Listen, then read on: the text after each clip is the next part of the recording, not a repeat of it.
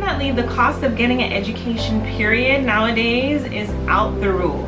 You gotta look around to find the deals. Hi everyone, my name is Kim. I am a registered dietitian. Welcome back to my channel. So today we're going to be speaking about the cost of becoming a dietitian. How much does it really cost, and can you afford it, and how I afforded it? Trust me, there is nothing special about me. I am the average person, and if I can do it, you can do it too. There are some videos below that I do want you guys to take a look at. So after you watch this video, go ahead and look around my channel and see if there's anything that you like. This video is just tips for anyone that is interested in getting a post-secondary education. So the first thing that I did actually started in my sophomore year of high school. I started looking at colleges and universities, possibly even community colleges that I wanted to go to. And I could have swore I was going to go to college in New York, specifically Hofstra. But when I started looking at the out-of-state college expenses, I was like, am I willing to go in debt? And I'm still not sure as a sophomore in high school what I want to do. So I kind of shift gears, shift my focus, shift my attention, and started looking for something in-state. And that is my first recommendation to you. Second recommendation that I think you should do is start looking at scholarships. I know a lot of people, they may say, well, you know, I'm going to apply for financial aid. And then financial aid may say, hey, you can afford it. And of course, that's a bummer. So something that I would recommend that you do is start looking at scholarships. Now, when I looked at scholarships, I did scholarships as small as like $250, $500, and as large as $20,000. So I know one website that I utilized all the time was fastweb.com. Additionally, your high school or your college or your university that you go to can have scholarships all the time. So look into that as well. The third thing I want you guys to be aware of is your parents, your guardians. They are your biggest advocate. Living at home, I knew some people that would commute an hour and a half to class because they wanted to save cost and live at home. They found that the gas was cheaper to commute than actually staying on campus. So those are things that you want to do as well. The next thing that I did in order to afford my college degree was I lived off campus. And I lived off campus my entire 4 years of attending university. Of course, living off campus, you don't get that college experience, which I didn't mind. You're gonna have to cook for yourself if you don't have a meal plan. But living off campus definitely was more cost-effective way for me. Additionally, living off of campus doesn't mean that you have to live in one of those luxury student apartments, because of course those are tempting.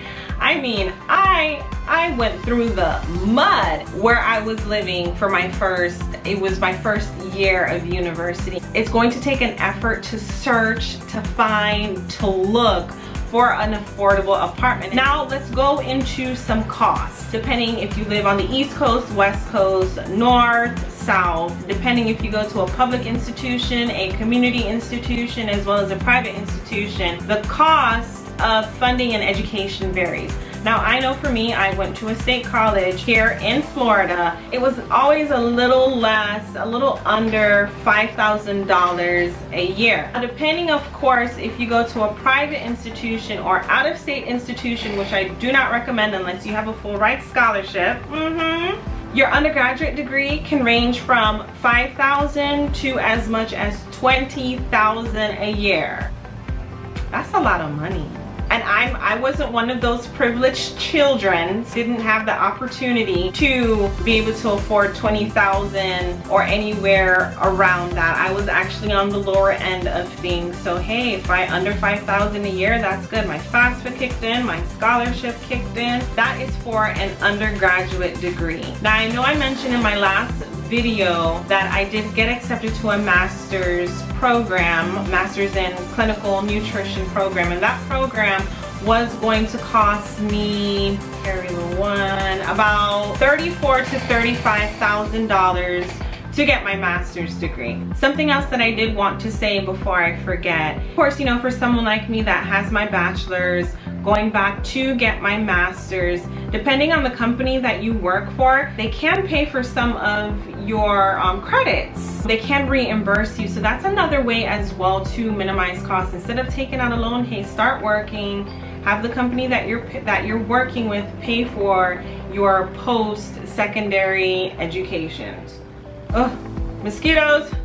Sorry, I get easily distracted. There is a link that I'm gonna put in my description box below for internships. And as well, internships, I didn't pay for my internship. My internship actually paid me. I did my internship, I think I've said this time and time again. I did my internship with the VA, and they actually give you a stipend to attend. Now I know most people, you know, I've heard somebody say before that, you know, the VA doesn't have good internships, but I beg to differ 100%, especially the VA that I went to. My internship director was in the process of getting her master's, her PhD. So she was on top of her game. Additionally, there were 4 dietitians to every 1 student.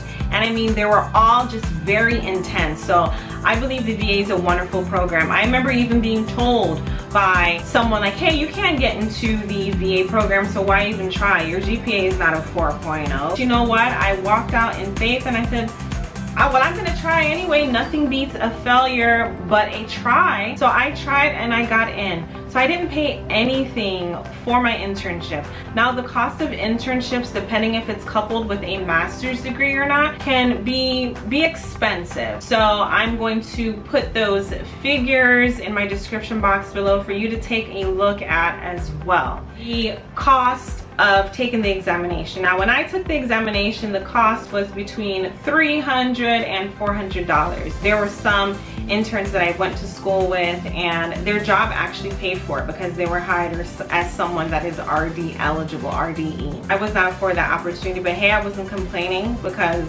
everything has worked out in my favor. God's been good all the time. Putting away that $300 to $400, which starts reimbursing itself when you work. Also licensure. My licensure I didn't pay much for. I would say it was between $150 and $350.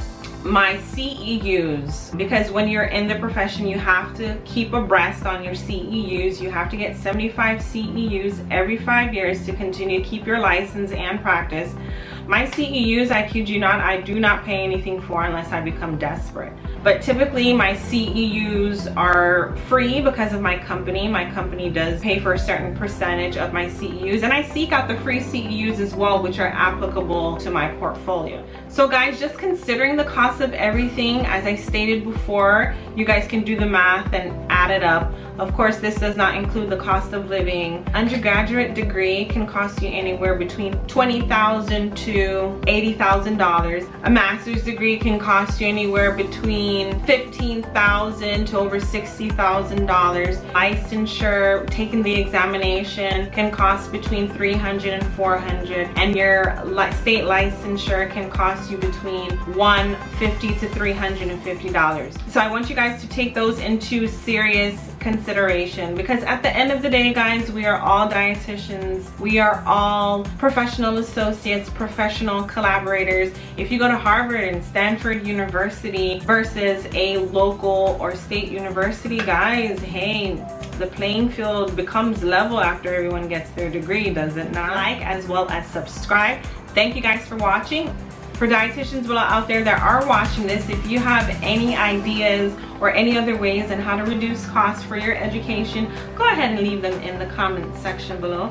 Thank you guys for watching. Do have a good day. Bye.